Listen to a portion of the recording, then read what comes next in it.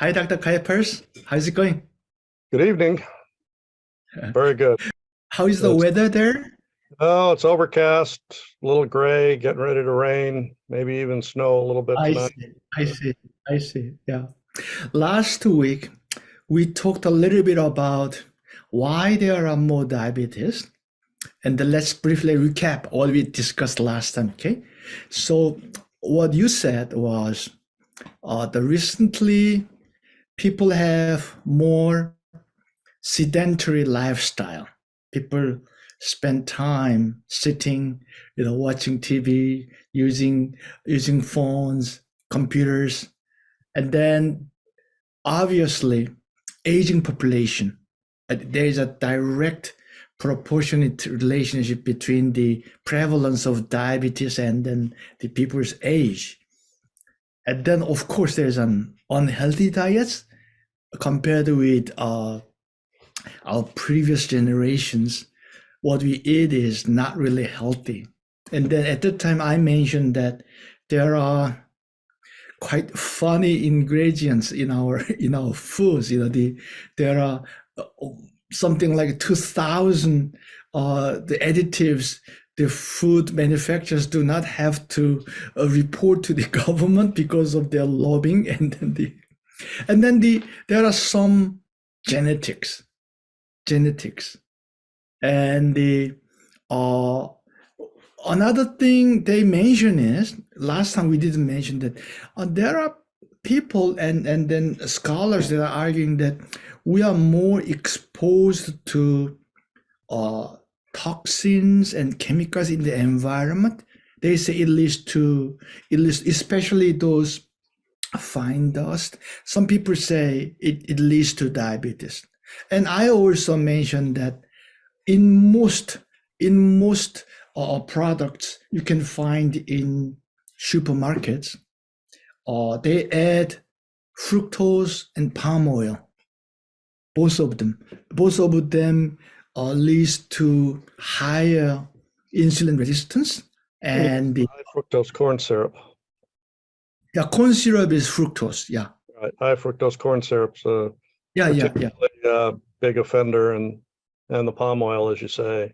yeah, yeah. Uh, well, there's also some theory or evidence that suggests, over the past few decades, and especially in the not too recent past, we're certainly exposed to more viral illness, and Oh, oh, viruses have certainly been linked to either a genetic mutation or infectious alteration, especially of the defense cells and cell membranes that I can see. Yeah, possibly have a yeah.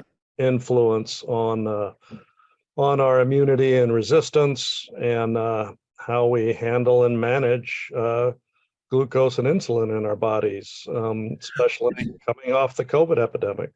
Yeah, exactly. You just mentioned the COVID epidemic, and then there is a huge increase in diabetes after the COVID epidemic, and then those prestigious periodicals such as Nature's and those things are issuing huge warnings, and then it not only triggers the autoimmune process that triggers the type 1 diabetes, but it also increases the type 2 diabetes too. So this is quite serious actually.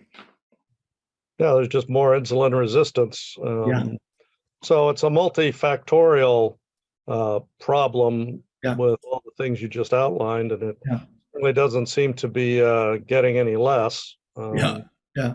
So I And think then the across the yeah, world. yeah. What do you think about the recent progress in diabetes research and the diabetes drugs? The diabetes is getting more and more serious, but in your mind, are there equivalent progress in science, in the development of drugs? I think so. There are a number of different classes of Mm, drugs that have come out over the past 5 or 10 years. We're yeah, seeing several newer classes of drugs that have by and large replaced some of the older drugs like metformin, which dates back 30, 40 years. And now we have the newer drugs, which we practically are bombarded with every day on TV and media ads for these new improved diabetes drugs. And certainly in some sense, they do seem to be a little more effective. They're frightfully more expensive, have been found to have some different side benefits or side effects, if you will. I'm thinking in particular, some of the newer classes of drugs have been touted and pushed for as weight loss or appetite suppressant side effects and uses. And in fact, some of them are, we see clinics springing up and mail order pharmacies selling a lot of them just for that purpose and weight loss, which I see. Which is helpful because weight loss is or weight gain in diabetes is certainly a big problem, and in many cases, if you can lose some weight, that can improve your insulin sensitivity and blood sugar control. But I'm reminded that a lot of these drugs are relatively new to the market, and the side effects that they're being used for, such as weight loss or appetite suppressant, are just that. They're not, it's actually just the side effect that some people find beneficial and helpful. But, there's a number of medications over the years that had been used and touted for that. But after they'd been used for a while, they found that there was some significant problems with them. Some of the drugs. Here's some of the issues I have with those new drugs. Okay, because I'm afraid of being sued, and these pharmaceutical companies are highly litigious guys, so I don't dare to mention the names of a particular drugs. But when I say these things, you basically know what I'm talking about. Sure. I think they are cheating. This is why I say so.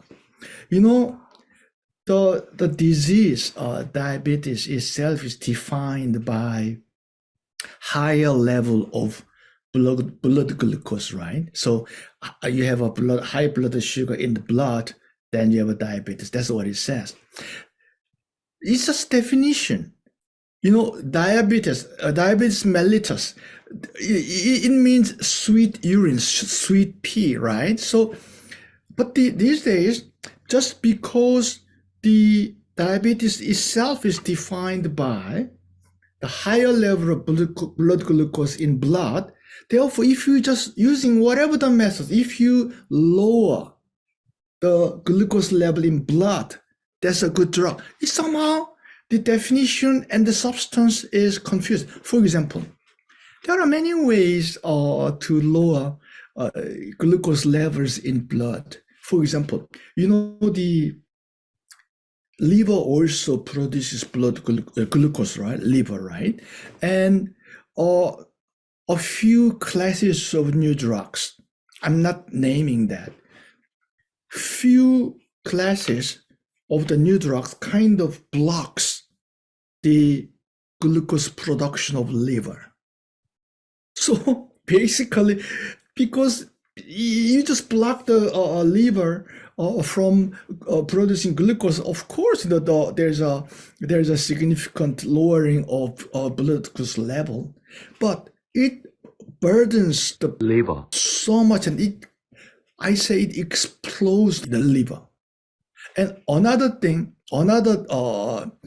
this is also very popular, and then another class of this new diabetes drug is they move the glucose from blood into urine, so that urine just excretes the blood sugar, the sugar more, and then the remaining sugar in the blood is lower. They say, oh, we succeeded in lowering the blood sugar. But I think that's a bit, that's cheating. It's like, when you have a high temperature, you just play with the thermometer, and then you say, oh, you cured the fever. I just have some problem, and then so the without naming particular drugs, there are so many side effects. The allergies, and then the gastrointestinal side effects, this heart problem, liver problem, kidney problem, and then osteoporosis. So let me make a very bold statement. I think they will all be sued at some point. That's what I believe.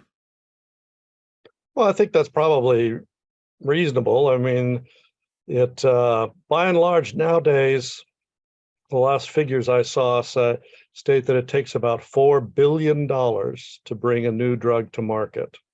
It used to be 1 billion, but now it's about 4 billion. So they've got to sell an awful lot of drugs to recoup that investment in in bringing that drug to market. And for whatever reason, in part of that process, it takes years, and they have to go through multiple steps of testing and trialing. But it's not until it actually is released to market and they can try it on literally thousands and thousands of patients and observe what the side effects or problems with the drug may be over many years. And we've had ample examples of drugs that had that problem, that it looked pretty good when it was first brought to market, and they could study and test it in the late trials and all that. But it wasn't until a lot of different people and with a lot of different other problems started using it for whatever purpose that they found that, oh, well, maybe it does have some problems. And by then the cat's out of the bag. So then they get problems, and inevitably when there's those issues, then there's always the lawyers waiting around to make the company pay for it. Here's the issue. What you said is the bona fide cases. The pharmaceutical companies had good intention, and then they did their best, and then somehow later they found problems. But what I want to mention is there are not so bona fide cases too. They knew it had problems, but they're still going on. And what happened was that you just mentioned that it takes so much money to develop a product, but once I can name a few cases actually. I think you still remember a drug called Avandia and Reslin. Do you remember those cases? Yeah. And then those things were basically, it just destroys the liver, and they were sued, and they settled by paying out $2.5 billion. But once they announced that they have new drugs, the total capitalization of the company, the stock price went up by $100 billion. So for them, making $100 billion and paying out $2.5 billion, they're just making tons of money. So the paying out this compensation, paying out the settlement, it's just a pittance in their calculation. After that, doing business. Yeah. And then after that, what's most serious, that they reformulate a little bit and reintroduce under different brand names. True. Yeah, so most of the previously banned drugs, they were all sued after killing many people, and then they were banned, but they are paying out a settlement, a few $1 billion. But after making tons of $1 billion, they just sell the technology to another company, and another company using the different name to sell it. So Avandia was banned, and then it resurrected. And then the Feniform, which is the cousin of metformin, is also resurvived. And Resolin also come in different names. So and another thing which I really hate just watching is all these people making tons of money, and if you keep on doing that, of course, people find out, and then people relate the very bad names with the companies, and then they do merger and acquisitions. They just sell the company itself to a larger company. Then everybody forgets about it, and then news cycle starts again. Well, it's a big business, and it's big money, or Yeah. they they may have trouble with it in this country or in Europe, and then they basically will market it to smaller countries around the world. Yeah. And as you say, repackage it under a different name and tweak the formula a little bit so they can call it something else, but problem still remains. Yeah. And then I think that's one of the reasons why our product, our diabetes product, or blood glucose healthy blood glucose level promoting product, they are doing fine without any advertisement, because basically our product is basically made of all natural herbal ingredients, no side effect. And then they were studied at first developed by Canadian government for 17 years.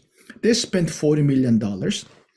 And then after we took over from the Canadian government at the University of Calgary, we spent about 25 years, and then we spent about $200 million. And right now we have about 1 million users. And I said that we attained that number of patients without doing any advertisement. Speaking of advertisement, Canadian Advertisement Regulatory Agency. In Canada, there are such a semi-public agency. They approved us, and they allowed us to advertise. We are world number one. That's a huge honor. And the people say, "Come on, there's no such thing like we are number one." But the Canadian Advertisement Agency approved. At first, they were very strongly against such an expression, but we kept on providing data. 3,000 doctors are recommending our product or using themselves, and then we have all these studies. We have approvals of this government, that government, and then we fought with them. Back and the documents back and forth, proving, and then after 3 years, they agreed that, okay, Eastwood, you can use that expression. That's how we proudly show the poster which says world number one. So there's something that went on. By the way.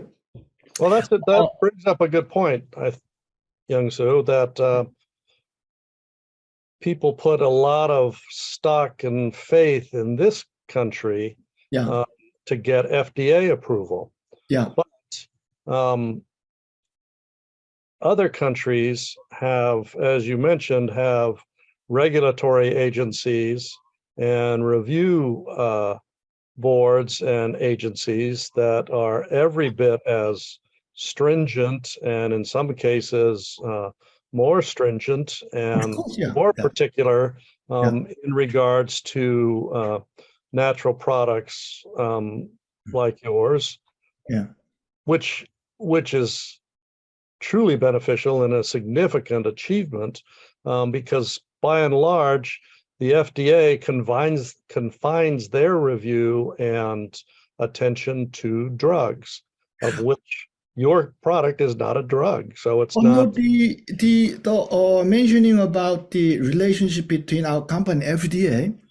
FDA contacted us actually some time ago, and then they just they became very personal. They say, "Oh, one of the officials contacted me and said, oh, his father used the product and they got really well, so he initiated the process, and then he opened the door for our product entering the US market through FDA. So we have the legal route through which, and then with the agreement of FDA to enter the US market actually. So we are not really unrecognized product. We FDA fully knows about us, and then they reviewed our product, and then we are selling our product legally in the United States and many other countries. We are selling these things legally in 9 countries, including Canada, Korea, and a few other countries, China too. Which is quite an accomplishment.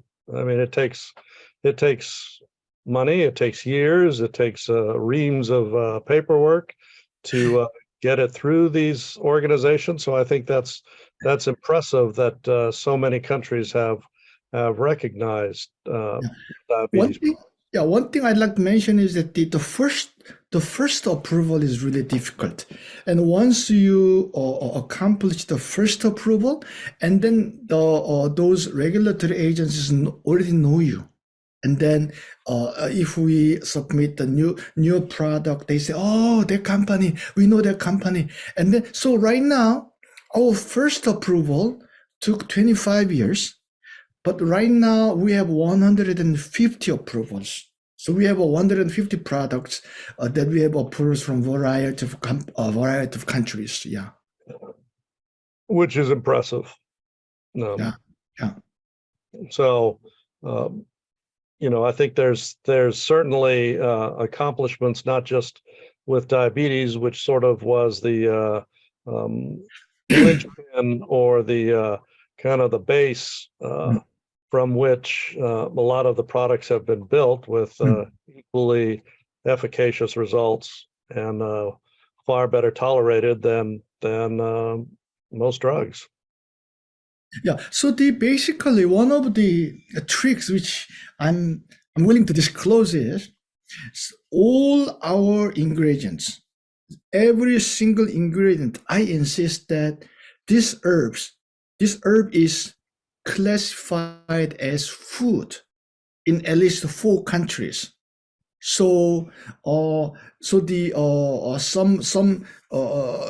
treated this thing as, so let's say curcumin is treated as food in India, right? So like that, we insist every ingredient of all our product is regarded as food in at least 4 countries. So that's why all our products are free of dangerous side effects. Actually, that's one of the tricks we do.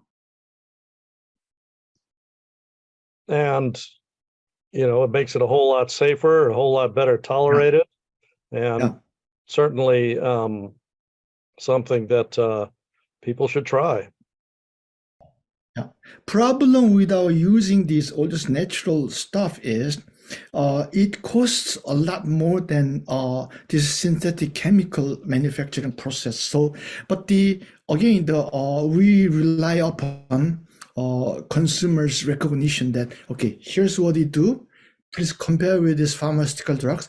If you find these things more valuable, please accept that this is more expensive than these other products. And then consumers love our products. So if you go up YouTube, and then type search with Eleotin, ELEOTIN, there are more than 5,000 testimonials They just they come up and then say, oh, I had this disease, this diabetes, and then I use this product produced by EBMR, and then I got these results. We didn't pay them. We didn't ask them. They just do it voluntarily, and so once it became kind of fad, and then it became quite popular activities among our users. So they just competitively they uploaded their own videos. So when you have time, please go up on YouTube and then just type L-leotin, and then you can find so many testimonials.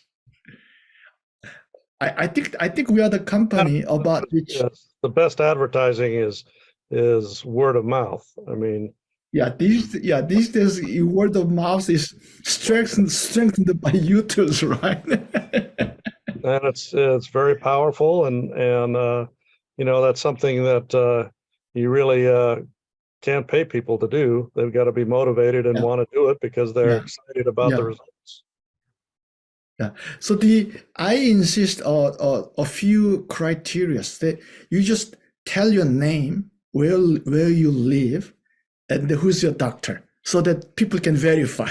So the most people do that. So I really feel grateful for their helping us, and then but they say they are grateful for helping for our helping them, but we are both grateful to each other.